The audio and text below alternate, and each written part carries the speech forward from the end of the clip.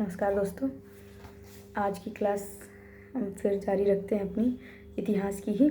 पहले इतिहास का हम चाहते हैं कि प्राचीन इतिहास हम कंप्लीट कर लें, फिर मैं नागरिक शास्त्र या भूगोल में जाऊंगी या फिर अर्थशास्त्र का शुरुआत करूंगी। तो पहले प्राचीन इतिहास एक भाग तो इसका कंप्लीट कर लेते हैं। इसलिए मैं पहले आज पिछली क्लास में हमने जैन धर्म के बारे में पढ़ा, फिर बौद्ध धर्म के बारे में पढ़ा। आज मैं महाजनपद के बारे में पढ़ूंगी। भारत में 7वीं और 6ठी शताब्दी ईसा पूर्व की शुरुआत में मौजूद गणराज्य राज्यों के नाम पता है। वो था क्या था? ये गणराज्य राज्य थे। गणराज्य ये मल, वज्जी, कंबोज और कुरु। मल, वज्जी, कंबोज, कुरु। वह कौन सा साम्राज्य है जिसने सबसे पहले युद्धों में हाथियों का इस्तेमाल किया था? मगध। मगध सबसे पहले युद्धों में हाथियों का प्रयोग किया था। मगध राजवंशों को कालानुक्रमिक क्रम में व्यवस्थित कीजिए। यानी सबसे पहला कौन सा था मगध राजवंश? हर्यक, शिशुनाग, नंद, फिर मौर्य। हर्यक, शिशुनाग, नंद, मौर्य। हर्यक, शिशुनाग, नंद, फिर मौर्य। राजा खारवेल कलिंग के चेदी वंश के सबसे महान शासक थे। राजा खारवेल कलिंग के चेदी वंश के सबसे महान शासक थे खारवेल। झेलम नदी के तट पर यूनानी शासक सिकंदर ने किसकी सेना का सामना किया था? पोरस। झेलम नदी के तट पर यूनानी शासक सिकंदर के बारे में आपने सुना होगा, सिकंदर महान। उसने पोरस की सेना का सामना किया। सिकंदर और पोरस की सेना ने किस नदी के विपरीत, यानी झेलम नदी। फिर यही क्वेश्चन आ गया बदल के। सिकंदर महान जो था अनुशिक्षक कौन था? सिकंदर महान का जो ट्यूटर था वो कौन था? अरस्तु था। अरस्तु का भी नाम सुने होंगे। वो उसको ज्ञान देता था, उसको शिक्षा देता था। व्याकरणिक रचना अष्टाध्यायी संस्कृत भाषा की पहली व्याकरण पुस्तक है। अष्टाध्यायी किसने लिखी है? पाणिनि ने, महर्षि पाणिनि ने लिखी है। गार्गी, मैत्रेय और कपिल का घर कहाँ था? मिथिला में था। 16 महाजनपदों में से गांधार की राजधानी तक्षशिला थी। 16 जो थे महाजनपद, उसमें से गांधार की राजधानी तक्षशिला थी और वज्जी महाजनपद की राजधानी वैशाली थी और गांधार की राजधानी तक्षशिला थी। और भी आगे पढ़ेंगे हम। महाजनपदों के राजाओं ने किले को इस प्रकार बनाया जिससे वह सुरक्षा दे सके।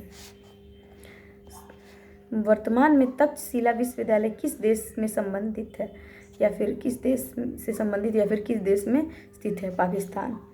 तक्षशिला जो विश्वविद्यालय है वो पाकिस्तान में चला गया है।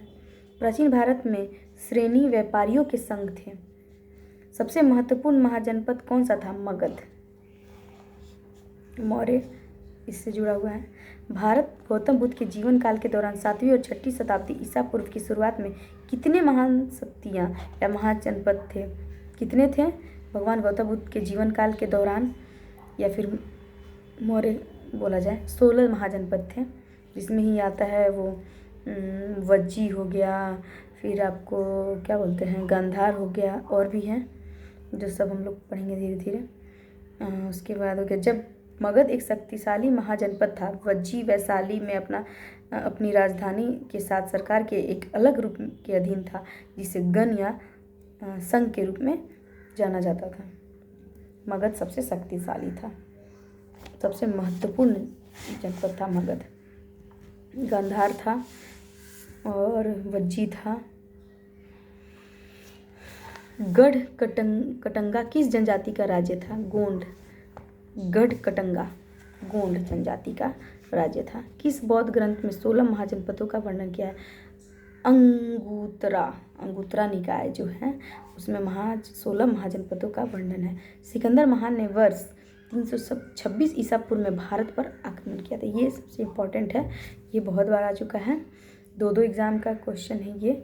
326 ईसा पूर्व में सिकंदर महान ने भारत पर आक्रमण किया था।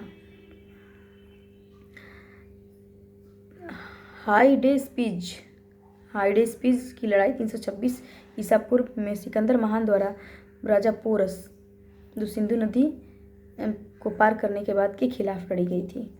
नंद वंश के बारे में हम शुरू करेंगे। पहला नंद वंश का पहला शासक कौन था? महापद्म नंद।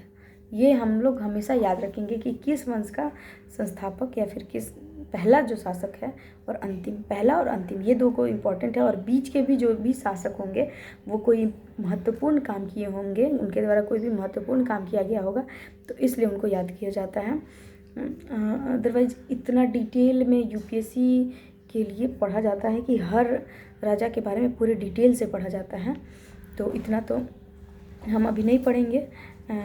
पढ़ लेंगे तो और अच्छी बात है, लेकिन कोशिश करेंगे पहले कि पहला कोई भी शासक हो, अंतिम शासक हो, और उन दोनों की जो कोई भी वंश कब शुरू, किस ईस्वी में या फिर किस ईसा पूर्व में शुरू हुआ, कब ख़त्म हुआ उनका शासनकाल, और दोनों राजा पहला और अंतिम राजा कौन थे, और वो किससे लड़ाई करके, और कौन से वंश के बाद कौन सा वंश शुरू हुआ, और अंतिम किसी भी वंश का अगर अंत होता है तो उस राजा से, और किसी भी दूसरे वंश की अगर शुरू होता है तो उस वंश का पहला राजा, दोनों के बीच लड़ाई हुई होगी तो अंतिम राजा हार गया होगा, तो फिर दूसरे वंश की नींव पड़ी होगी।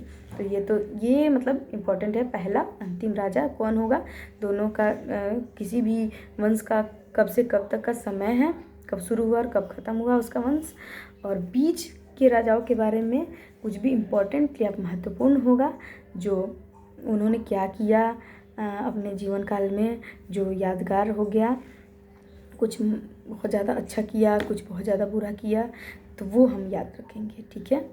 उसके बाद फिर बाद में जो याद रह जाता है, ठीक है, इतना इम्पोर्टेंट है, ये ज़्यादा पूछता है। तो नंदवंश का पहला शासक था महापद्म नंद। नंदवंश का अंतिम शासक धनानंद। पहला महापद्म, महान था, महापद्म से याद करिएगा, महापद्म नंद और धनानंद। भारतीय समुद्र तट के साथ स्थित बंदरगाहों को सूचीबद्ध करने वाला ग्रीक जो यात्रा पुस्तक कौन सी थी? ये है पेरिप्लस मैरिस एरिथ्रेई। थोड़ा टफ है याद करने में, लेकिन बार बार पढ़ते पढ़ते याद हो जाएगा। पेरिप्लस जो ग्रीक यात्रा पुस्तक थी, बंदरगाहों को सूचीबद्ध करने वाली ग्रीक यात्रा पुस्तक, भारतीय समुद्र तट के साथ स्थित बंदरगाहों को, भारतीय तट पे जो भी स्थित बंदरगाह हैं उनको सूचीबद्ध करने के लिए जो ग्रीक यात्रा पुस्तक थी, ग्रीक के जो भी आए होंगे, यात्रा कर किए होंगे और पुस्तक लिखे होंगे उनके बंदरगाहों के बारे में, वो पुस्तक का नाम था पेरिप्लस मैरिस एरिथ्रेई। पेरिप्लस एरिस मैरिथ्रेई याद रखेंगे।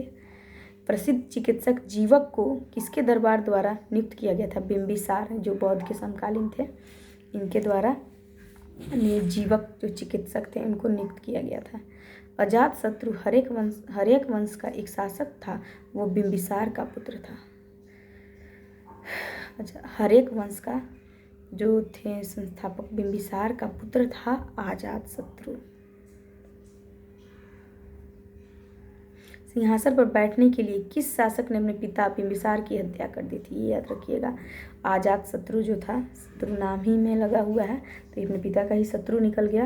इसने गद्दी पे बैठने के लिए अपने पिता बिंबिसार की हत्या कर दी थी। हर्यक वंश से मगध का पहला शासक कौन था? बिंबिसार।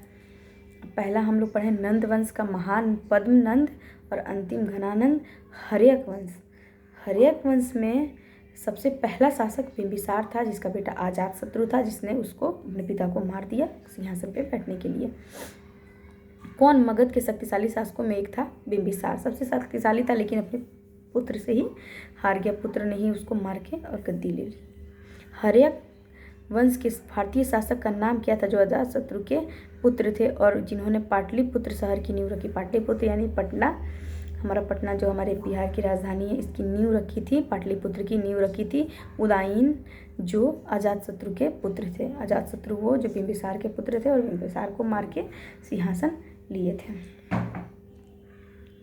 4वीं शताब्दी ईसा पूर्व में मगध की राजधानी को कहाँ स्थानांतरित किया गया था? पाटलिपुत्र में। 4वीं शताब्दी ईसा पूर्व में मगध की राजधानी को कहाँ स्थानांतरित पाटलिपुत्र किया गया था? प्राचीन काल में भारत के किस क्षेत्र को अवंतिका के नाम से जाना जाता था? मालवा। उज्जैन जो भी है इसका नाम, वो मालवा के नाम से समझा, अवंतिका के नाम से जाना जाता था।